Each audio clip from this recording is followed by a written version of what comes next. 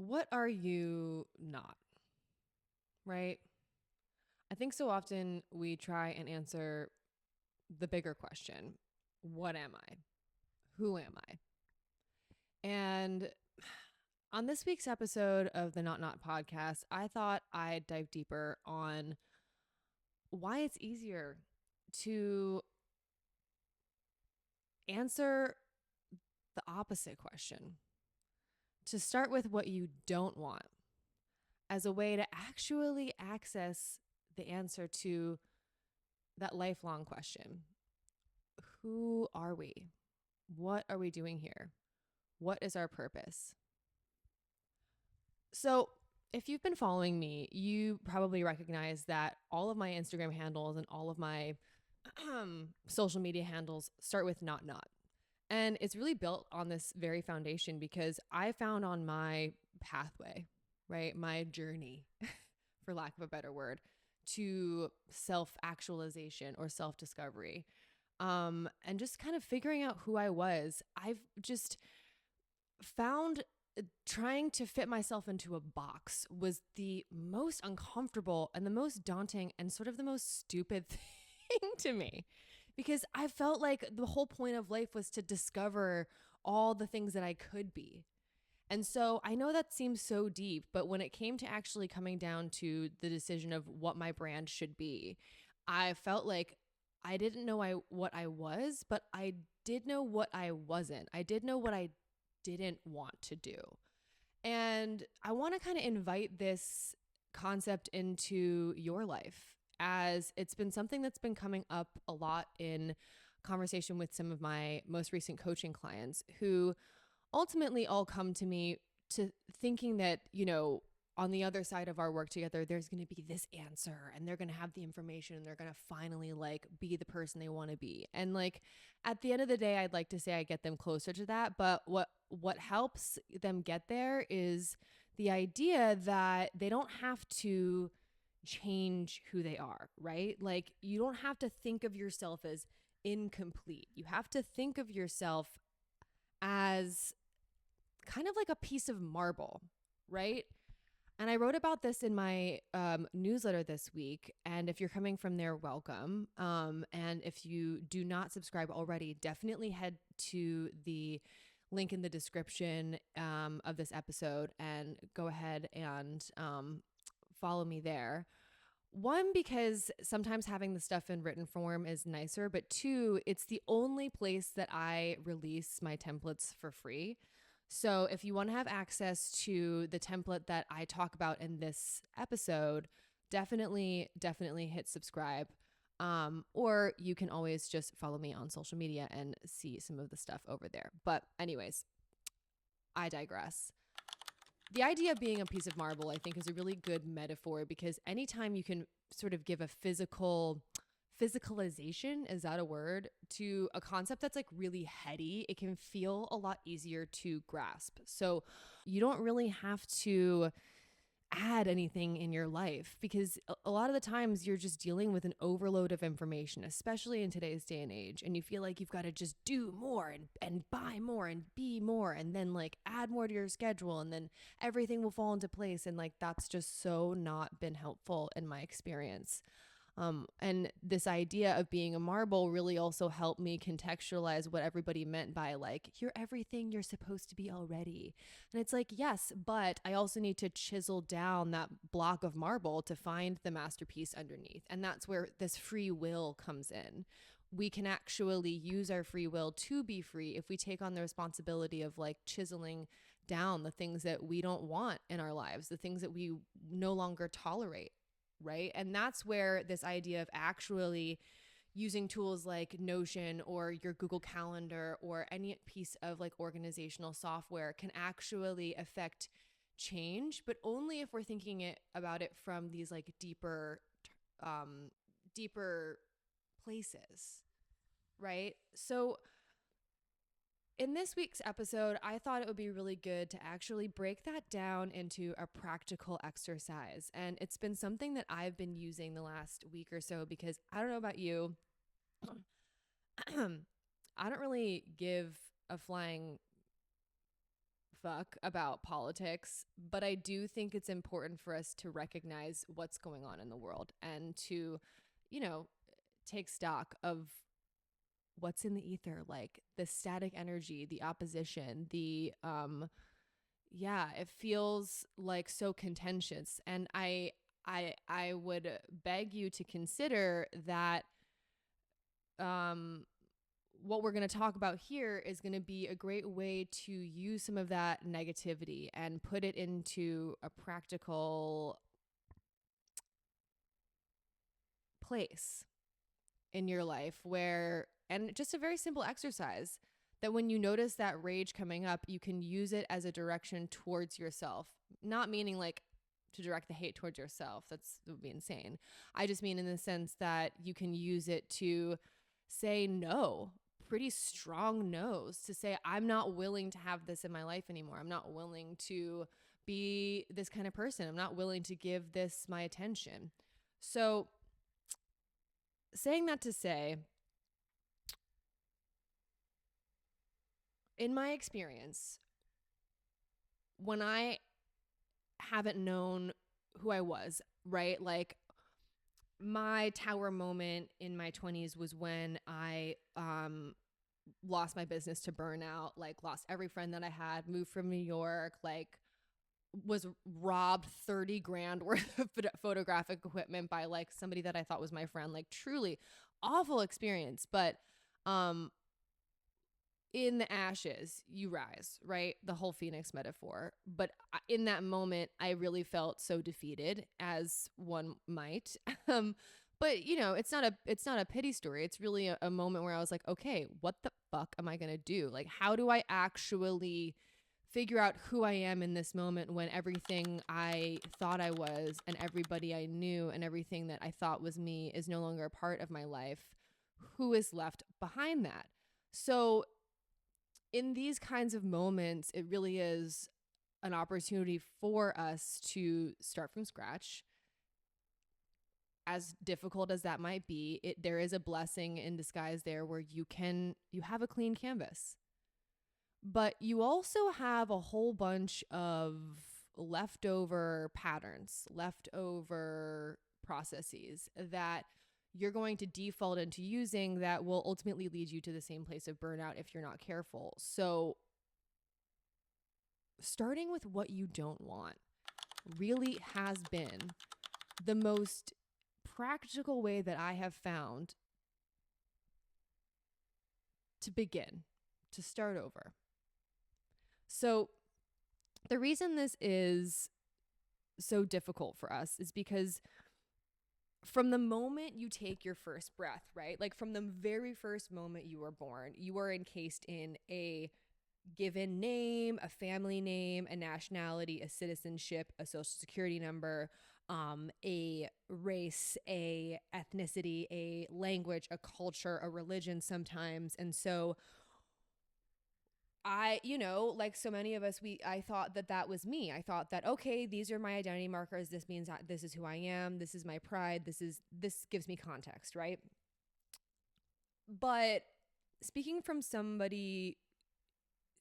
an experience of somebody who is mixed race, who is a third culture kid, who is bisexual, I was always like in between. I was never fully allowed to be a part of any specific group, any specific identity marker that I was given. I was always like, yeah, but you're not quite that, right? Are you getting like where I came up with the not stuff now? Yeah. So like, I really, really do think that it was a blessing for me to learn from a very young age that, you know, those identity markers were created for people around me to understand me, but not for me to understand myself.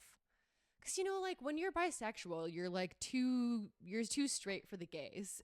And you're like, you know, when you say you're bisexual, it like feels like you're, you know, trying to be gay in the straight rooms. And then when I went to Korea, I was very much the American white mixed kid. And when I was in New Zealand, I was very much like the mixed American kid because my mom's side is Scottish French and they all are basically Caucasian. So like me and my brother I'm mixed because my dad's from Korea. And so, yeah, I mean, it definitely felt difficult when I was younger because, you know, it was like fuel to a certain level of angst that I think was very real. There's definitely intergenerational trauma, and I'm not going to belittle that in my own experience or anybody else's. But I think because I knew that those words didn't help me understand who I was really, I went on a journey to figure out what was underneath all of that. And so I think I've had quite a long obsession and almost like romance with figuring out what I wasn't as a way to get closer to answering a question that maybe I'll never fully be able to answer, which is what am I and who am I? Like, our responsibility is to have a deep exploration of our own experiences so that we can all get closer to answering that question, I think. And I would argue that being an artist, that's at the core of what we're trying to do. And we have a lot to offer in terms of navigating the world in 2024 because so many of us have not had the opportunity to exercise the skill of saying, hey, I don't like this. I want to do something else, right? Because again, coming back to this idea of like the society we're put into, like the systems we're told we're supposed to believe in are, you know, it's not to say that education is bad. That would be insane. I obviously love school. I think that it's really important for us all to have access to education. But what I do think is a shame is that we're often punished for saying, I'm not interested in this. May I be interested in something else? And can you teach me how to be interested in that thing? Right? So you go to school, you are told when to show up, how long to be there, what you're supposed to learn, how you're supposed to learn it, how you're supposed to give it back so that you can be, you know, given a good grade. And so I'm not saying that obedience and structure isn't good for ourselves. Like, ultimately at the end of this, I'm giving you an exercise to do that very thing. But I do think it's a shame that often kids who are interested in other things or are not currently interested in the subjects that they're given are not offered an opportunity to use what they are interested in as a way to learn structure and obedience, right? Like, we are ultimately punished for saying, I don't want to be here right now. I want to do something different, right? You have ADHD, like you need to sit down or like take this medication or, so when it comes to building out that muscle, like eventually we all graduate or we're pushed out into the corporate world and we either don't like it, like I didn't. I think I lasted 2 months at a corporate job at a startup before I was like, this is not for me. I cannot handle being told what to do. Or, you know, you get burnt out in the corporate hustle and you realize that like the rat race is not going to get you out of the rat race and you ultimately come to this fork in the road one way or another. And I think, you know, speaking as someone who's just on the other side of her 30s, I really believe that, you know, whether it's neurological reasons where our brain has finally settled into itself, there's a really great Theo Vaughn podcast that I will link in the description as well that talks a lot about this, where so often in our 30s, we finally just have a depression crash because we've been in fight or flight so long that our brain is finally just like in shutdown mode.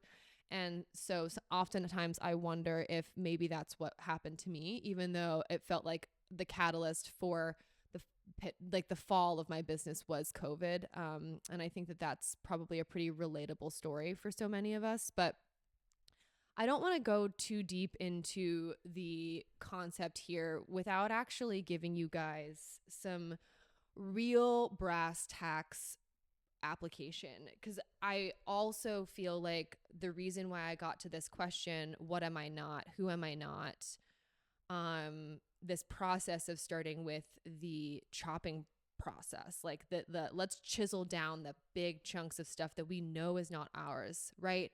The things that we don't identify. I don't identify with this religion. I don't identify with this political party. I don't identify with these things. It's not to say that you automatically have to choose an opposite. It's just to say that you know you're not the things that are no longer suiting your life. So I have a template that goes along with this, but I believe wholeheartedly in having a physical version of these exercises that happen completely outside of technology, because this is an embodied practice. This is something that you're going to be putting back out into the real world of your everyday life. And that doesn't happen on your computer. Even if you can do a lot from your laptop, and I love the internet, and I'm going to sit here and say that like you know, I love the solitude. I love being able to access the world from my laptop, but it doesn't mean that I don't get out into the world, like into my physical space. I make things with my hands. I like reflect upon myself outside of these, microphones and cameras and iPhones and laptops and Zoom recorders and whatever other piece of tech I have in here. But let's take a breath. If you followed me here this far, thank you. I think this has been like a really good way to dive deeper into things that I'm actually writing about, I'm actually doing in my life. So if you see me staring off camera, I'm not going to move the camera for the podcast or for the YouTube video, but what I am going to do is say and describe to you that on this wall is a giant piece of poster board. And on that giant piece of poster board is the exercise that I'm about to give you guys. So when I say this is the stuff that I'm actually doing, like it's actually what I'm doing. So I want you to grab a big piece of paper.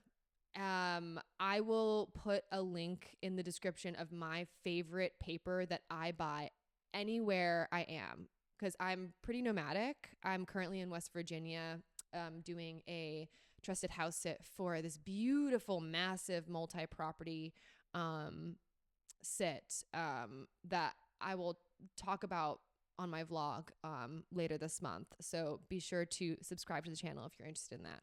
But I ordered this exact roll of paper here to do this exact exercise. And it's fantastic because if you are using it as like a timeline, almost as like a long scroll, you can collect these long scrolls of information. It's a really fabulous process. And I think, I'm going to do my own YouTube video on like how I use this tool because I truly could write a love letter on all of the ways that I use it. But this is one of the ways. And I've actually cut it up and put it on the wall because I like to sit back and look at these questions. The end of the year, it's a really good time to do this because taking stock of everything you've accumulated over the year so that you can have a fresh start for January is so nice. So let's get into it. I want you to put that piece of paper up on the wall, and I want you to grab a giant fat tip Sharpie. Just be careful it doesn't bleed through the back of the wall. So if you are using like regular printer paper, you've been warned. I'm going to have you write down 3 questions, big. The first question is, what do I not want to do?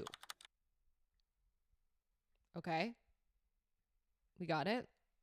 Second question, who do I not want to be? Ooh, that's a juicy one. What do I not believe in? And this one is a hard one. This one's a hard one. They all are.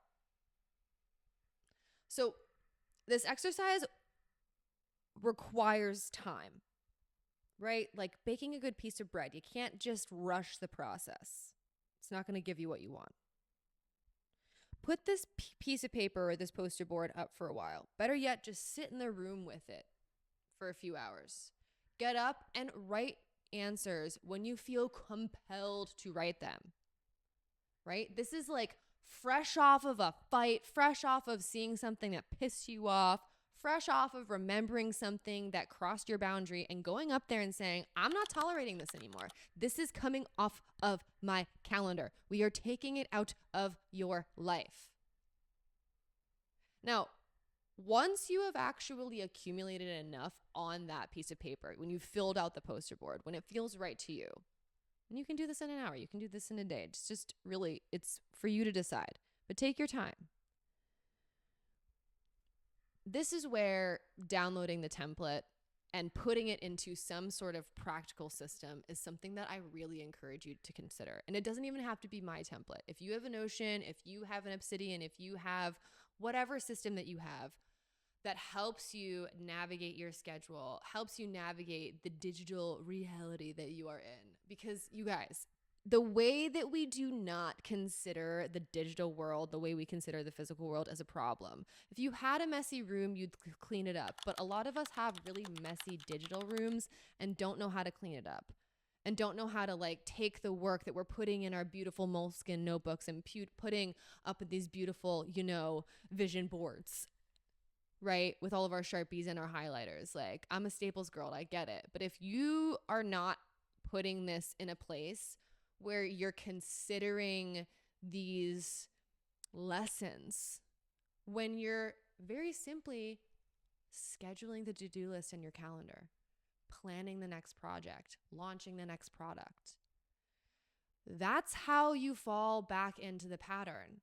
Like, truly, when I think about how much I have repeated mistakes over and over again, it's like I can see the grooves in my brain where that pattern is just so hell-bent on reoccurring that I have to have these really intense fail-safes in the places where I'm planning my life. Because if I keep those two things separate, if I like keep my inner work over here and my career work over here and my artwork over here, all separately on separate tables and separate places, like I'm not actually considering a very real fact that I am one person and I am bringing who I am into every single one of those rooms, if you will. And I am doing so many different things, but they're all ultimately to be guided back to myself. It's to fill all of the experiences I have into the question, what am I? Who am I? Did that make sense? Fill the questions? You mean answer the questions, Daryl? Like, God. Sometimes I'm really articulate and sometimes I'm not. And sometimes I'm not in a way that I think is helpful, right? And it makes sense. So hopefully that was one of those cases. But okay, guys, I had fun chatting. I really hope that you stick around. I hope that you subscribe to my channel. I really hope that even if you're just watching this, to consider yourself as somebody who's worthy of putting your voice out there. And do it for the sake of that. Do it for the sake of having a really boss ass memory bank to go back to when you're older. Worst case, you know? So that's what I'm doing. That's how I'm showing up here. I really appreciate if you've made it this far. All of the stuff that we talked about is going to be in the description below. Like, follow, say hi in the comments. I really want to know if this is helpful. Like, what what do you not tolerate? Let me know, right? Like, let's use these moments of adversity to catapult us towards the life that we want and take some control and responsibility for that in a way that is like tangible and real and practical and sustainable and not so fucking rigid, man. If I see one more perfect daily routine, like I'm gonna throw my phone. All right, guys, till next time. Bye.